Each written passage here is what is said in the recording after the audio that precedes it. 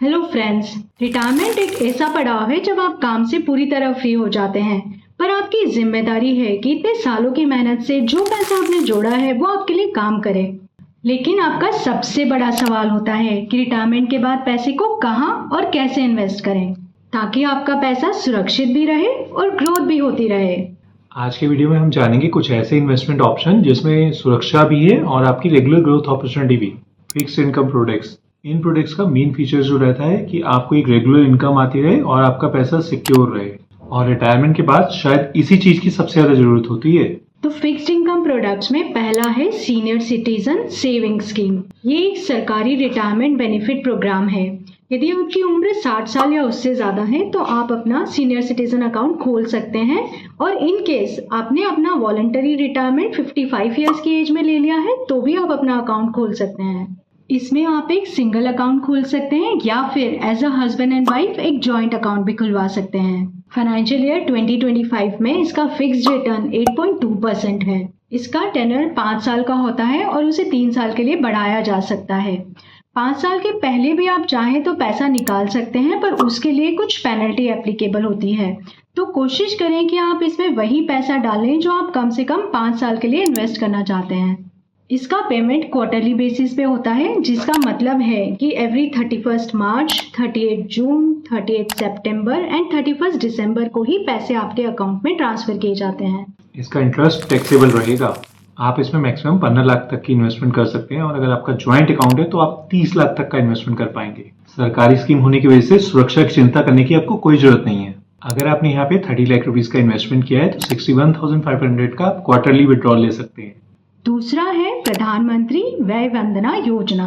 इसके रिटर्न 7.4% है और इसका मैच्योरिटी पीरियड 10 इयर्स है। इसमें मैक्सिमम डिपॉजिट लिमिट 15 लाख है। हस्बैंड और वाइफ दोनों अपने अलग अलग अकाउंट में मैक्सिमम 30 लाख तक इन्वेस्ट कर सकते हैं। इंटरेस्ट यहाँ भी टैक्सेबल है। आपने यदि 15 लाख रुपए यहाँ पर इन्वेस्ट किए हैं तो मंथली आप 9,250 रुपए यहाँ से निकाल सकते हैं। नेक्स्ट है post office monthly income scheme. Returns approx 7.4%। इसमें मैच्योरिटी पीरियड 5 इयर्स का है, तो मैक्सिमम आप इसमें सिर्फ 5 इयर्स तक ही पैसा डाल सकते हैं। इसकी मैक्सिमम डिपॉजिट लिमिट सिर्फ 9 लाख रुपीज की है। इस केस में भी आपका जो इंटरेस्ट आएगा वो टैक्सेबल रहेगा। अगर आप यहाँ पर 9 लाख रुपए इन्वेस्ट करते हैं तो 5,550 का मंथली इनकम ले सकते हैं। ये भी एक सरकारी स्कीम है, इसलिए सेफ है। नेक्स्ट है बैंक फिक्स्ड डिपॉजिट। इससे आप वैसे ही अवगत हैं। एफडी के इंटरेस्ट रेट 6 से 8.5% तक हो सकते हैं, depending on your age and also depending on the bank. ये बात ध्यान रहे कि 5 लाख तक की अमाउंट DICGC द्वारा इंश्योर्ड रहती है, मतलब बैंक के बंद होने पर भी वो अमाउंट आपकी सिक्योर रहेगी। एफडी एक पारंपरिक पर भरोसेमंद ऑप्शन है, स्पेशली तब जब आपको लिक्विडिटी मेंटेन करनी है। अब बात करते हैं उन इन्वेस्टमेंट ऑप्शंस की जो आपकी पूंजी को इन्फ्लेशन से बचाने और बढ़ाने में मदद करेगा। आप डेफिनेटली चाहेंगे जहां आपका पैसा फिक्स्ड इनकम में लगाएं वहीं पे आपका पैसा कहीं ना कहीं ग्रोथ ऑप्शन में भी इन्वेस्ट रहे। इक्विटी इन्वेस्टमेंट यानी म्यूचुअल फंड, क्योंकि बढ़त भी जरूरी है। रिटायरीज के लिए बैलेंस एडवांटेज फंड और hybrid fund best mutual fund के ऑप्शंस हैं, जहां पर रेगुलर इनकम के लिए आप सिस्टमेटिक विड्रॉल प्लान ले सकते हैं।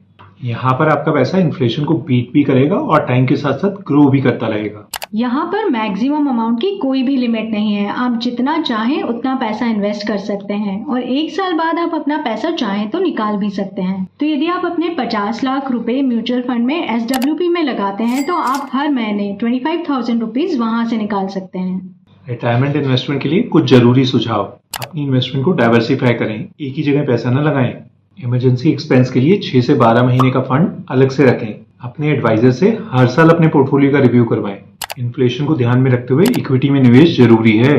कहाँ पर कितना अमाउंट निवेश करना है ये आप अपनी जरूरतों के हिसाब से या फिर अपने करंट पोर्टफोलियो को देखते हुए और अपनी फ्यूचर नीड्स को देखते हुए अपने एडवाइजर से डिस्कस कर सकते हैं।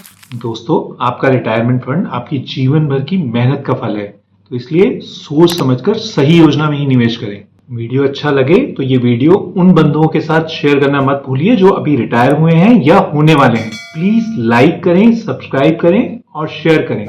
कमेंट्स में ये बताना मत भूलिएगा कि आप इनमें से कौन सा विकल्प चुन रहे हैं। मिलते हैं अगले वीडियो में, तब तक सीखते रहिए, निवेश करते रहिए।